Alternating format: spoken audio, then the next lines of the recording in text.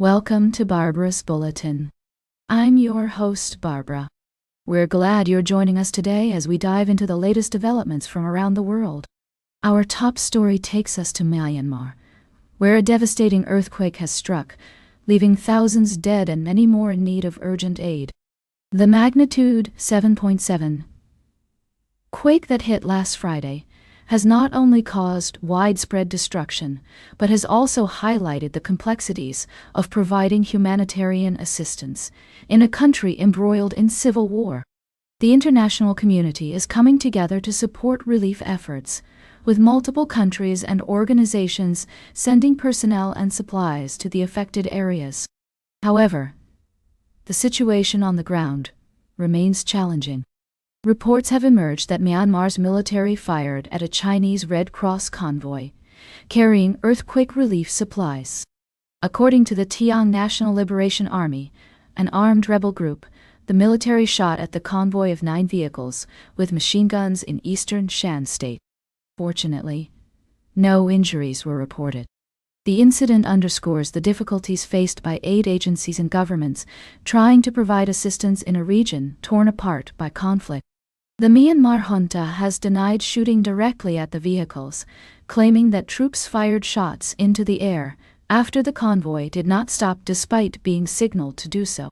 As the humanitarian crisis deepens, concerns are growing about the safety of relief workers and the ability of aid to reach those who need it most.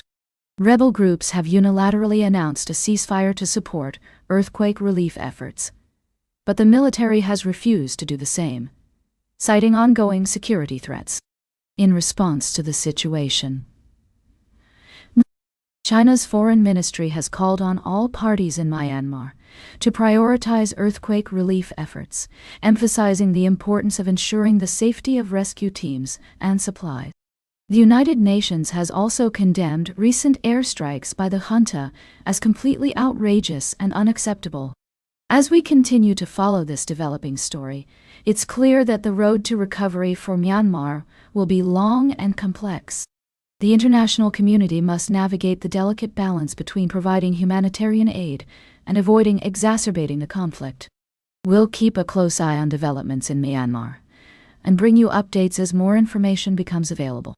For now, our thoughts are with the people of Myanmar who have lost loved ones and are struggling to cope with the aftermath of this devastating earthquake. We'll be right back with more of today's top news on Barbara's Bulletin.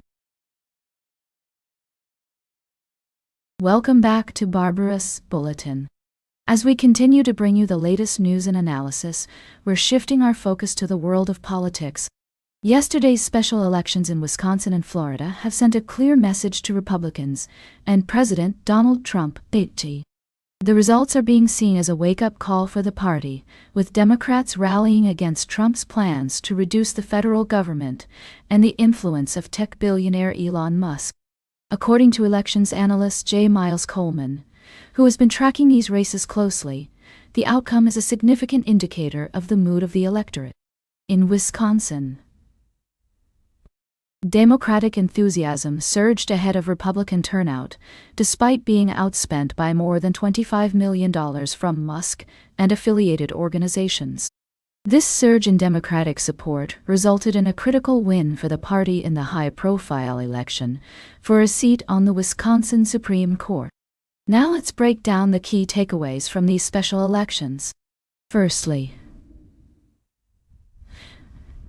Democrats have scored a major victory, which could be seen as a testament to their ability to mobilize voters against Trump's policies.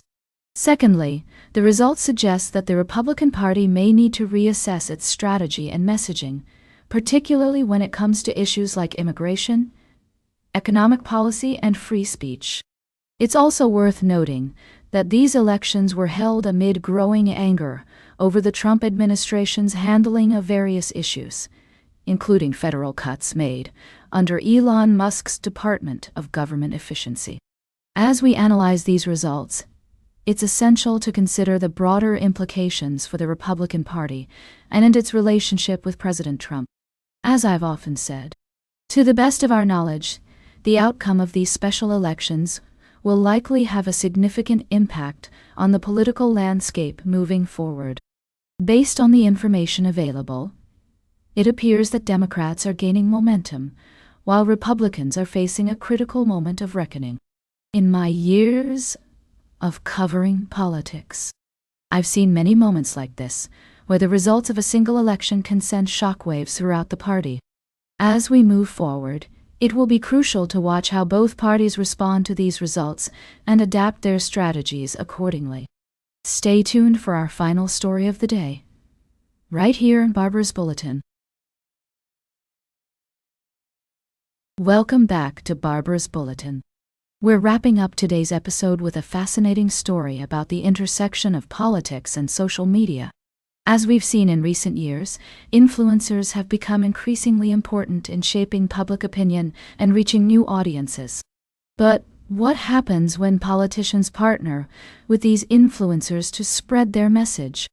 Recently, Prime Minister Anthony Albanese and Greens leader Adam Bandt have appeared on social media personality Abby Chatfield's Instagram page, sharing collaborative posts that discuss their policies and encourage viewers to vote for their parties.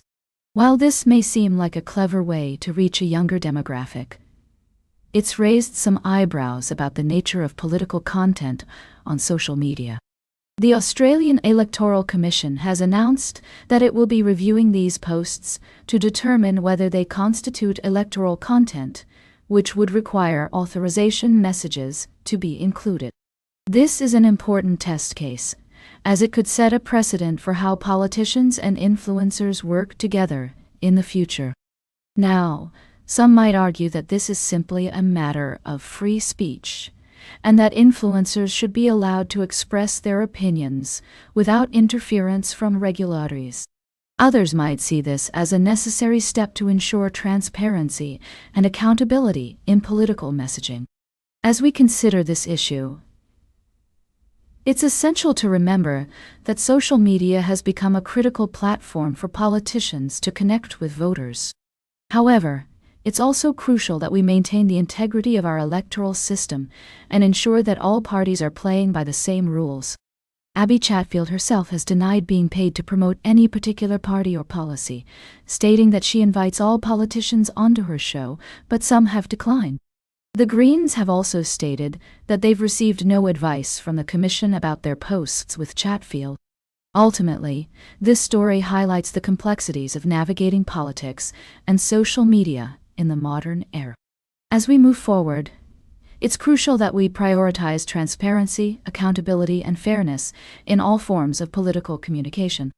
That's all for today's Barbara's Bulletin. Remember to like, share, and subscribe. And until next time, stay engaged.